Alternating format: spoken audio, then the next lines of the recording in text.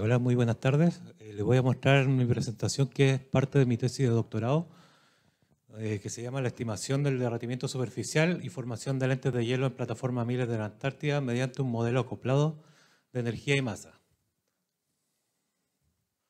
Bueno, entonces, a modo de introducción, en un contexto de cambio climático, nosotros sabemos que las condiciones atmosféricas han impactado directamente en lo que es el equilibrio térmico en la superficie de los glaciares y las plataformas.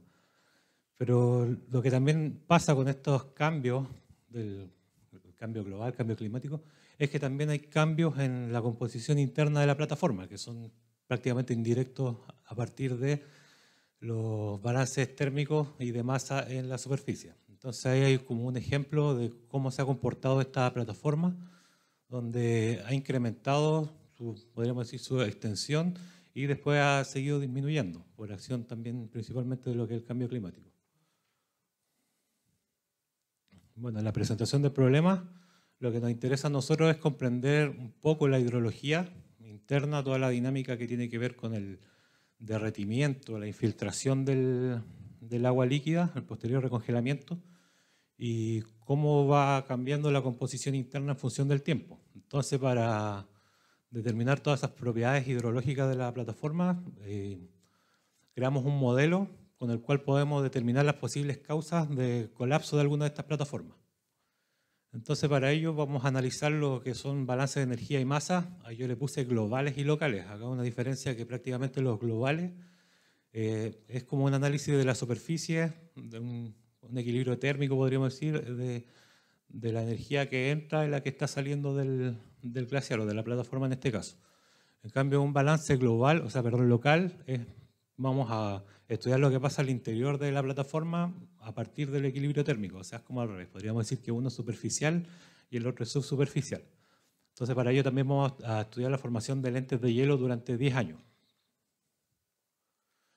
Bueno, ahí yo pongo una situación física que es para entender cómo vamos a trabajar con este modelo, que es básicamente podríamos decir, los flujos energéticos en la superficie y en la subsuperficie, y vamos a ocupar volúmenes. Acá yo voy a ocupar el método de volúmenes finitos, que se ocupa harto en la mecánica de fluidos, referencia de calor, donde agregamos una cantidad determinada de volúmenes y en los dos volúmenes superficiales volvemos a refinar aún más para, en el caso de que tenga derretimiento, calculemos con una mayor precisión este derretimiento, posterior infiltración de esta agua líquida y el recongelamiento. Entonces vamos a adicionar unas submallas donde vamos a agregar condiciones de borde del tipo flujo de masa hacia el exterior, que puede ser la evaporación.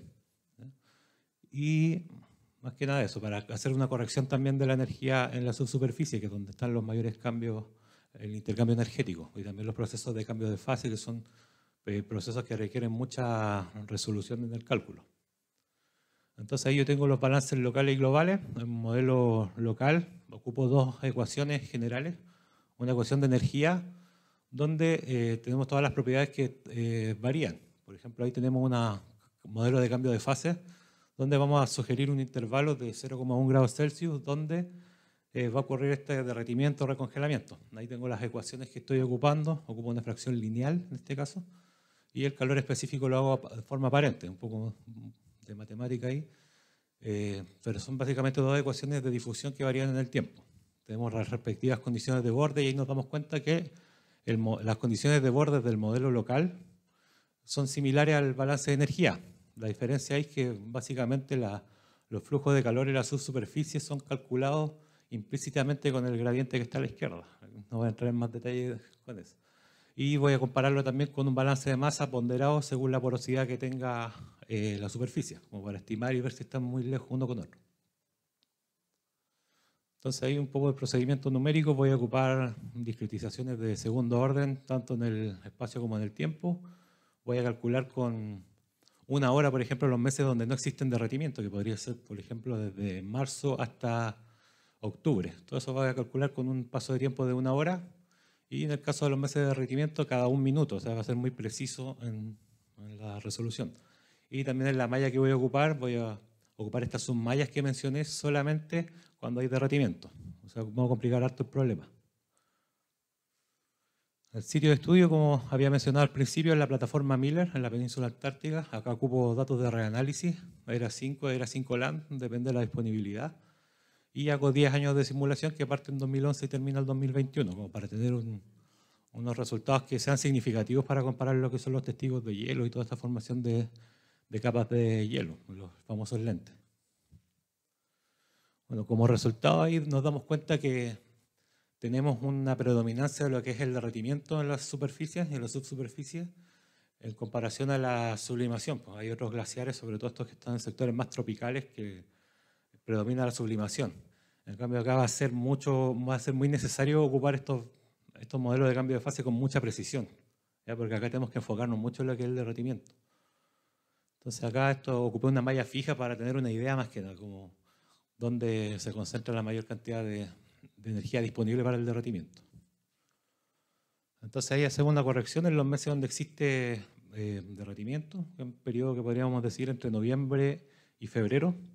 Entonces acá estimamos dónde están los peaks ahí de energía disponible para el derretimiento, que alcanza ahí los 12.000 watts metro cuadrado, o sea, sí, un watt por metro cuadrado, que es generalmente el año 2019, ahí se ve el principal peak.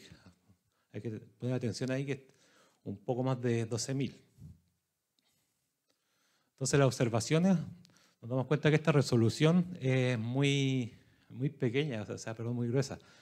Tenemos una malla que es muy grande, o sea, estamos gastando mucha energía en tratar de fundir un volumen que jamás se va a derretir. Entonces, ahí tenemos que aumentar la resolución de cálculo, tenemos que poner elementos más pequeños para que se puedan fundir fácilmente.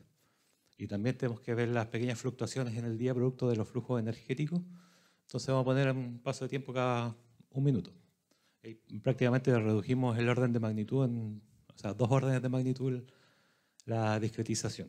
Entonces ahí se espera que se funda algo. Entonces ahí nos cambia completamente el esquema, que es lo que uno espera, pasa de 12.000 a cerca de 60.000, o sea, mucho. O sea, esta discretización que usamos antes no nos sirve, entonces tenemos que ocupar esta. Entonces ahí por eso yo puse énfasis en submalla y todo ese asunto, a captar en la subsuperficie. Bueno, entonces ahí podemos hallar derretimiento superficial que con la otra malla no encontramos. Entonces nos damos cuenta que a partir de diciembre más o menos en todos los casos empieza a existir derretimiento y tiene como una coherencia entre los dos datos. Acá yo ocupé el modelo global que le llamo la línea segmentada como referencia, más que nada para ver que no se aleje tanto, que no me marque una tendencia distinta, pero como más que nada para compararlos. Y nos damos cuenta ahí también que existen meses donde es muy necesario calcular con esta precisión porque es muy grande el nivel de derretimiento en comparación a los otros meses. De ahí tenemos un esquema también donde se puede apreciar mejor. Entonces, ¿cómo se forman estos lentes de hielo? Bueno, yo hago unas correcciones de malla ahí, va cambiando la porosidad. Bueno, la parte gris, esa la más oscura, es la referencia de donde parte el cálculo. Después caen precipitaciones ahí con un color más claro y se va derritiendo, se va infiltrando y se va recongelando. Entonces se van formando como unos lentes de hielo y voy reacomodando la malla porque cuando se derrite me quedan volúmenes con aire, tengo que eliminarlos. Porque no me sirve calcular aire porque estoy ocupando el albedo, entonces estaría calentando aire y en realidad no es así. Entonces ahí los elimino, cuando hay precipitación sólida también reacomodo la malla, o sea, más que nada un juego de lo que es la malla, la discretización, donde estoy calculando con estos volúmenes. Entonces ahí el esquema es cómo se van formando estos pequeños lentes de hielo. Entonces yo dije que tenía que ser como 10 años, y ahí en los 10 años de cálculo, hacemos como por ejemplo calculamos los meses de verano, podríamos decir, con alta resolución y los meses restantes los calculamos con cada 1 hora, con una malla así no tan fina. Entonces ahí nos queda como un perfil de lentes de hielo, donde bueno, son 2 esquemas distintos, pero tenemos acá separados los con color azul y verde, que son los datos obtenidos acá con el modelo, y los otros que están como con un solo color celeste y uno medio fucsia son los datos extraídos de un testigo de hielo de la Antártida. Entonces ahí se puede ver que están dentro del mismo orden, que son los 4 centímetros más o menos, y los peaks también, ahí vemos que el peak bajo la línea segmentada coincide con los peaks del testigo. Entonces ahí todo lo que está sobre la línea segmentada es un cálculo posterior a la extracción del testigo, o sea, para ver qué pasó esos 2 últimos años después de que se extrajeron los testigos. Entonces se ve una franja roja que ahí básicamente el nivel de derretimiento fue tan grande que no podía formar un lente, entonces gran parte de esa agua generada pudo haber corrido en forma de escorrentía superficial e infiltrándose. Entonces, ya para ir finalizando, el enfoque local considera fenómenos de microescala como porosidad, derretimiento, entonces requiere una mayor discretización. Entonces eso se logra con las escalas múltiples que añaden esta microfísica en los volúmenes superficiales, y obviamente ahí con incorporar toda esta microfísica podemos también tener una mayor precisión de cálculo y una mayor realidad de lo que está pasando. Entonces con los modelos globales de baja resolución tienen un bajo costo computacional en comparación a los modelos globales que de alta resolución, que van a tener una mayor precisión, pero ahí ya el cálculo aumenta como 32 veces, bueno, decir, con un tipo de discretización y otra. Entonces ahí tenemos que enfocar bien dónde añadimos esta mejor discretización y, bueno, a lo mejor hay años que no es necesario y tenemos que buscar siempre tratar de abaratar los costos computacionales. Entonces ahí están los agradecimientos a las respectivas instituciones y muchas gracias por su paciencia.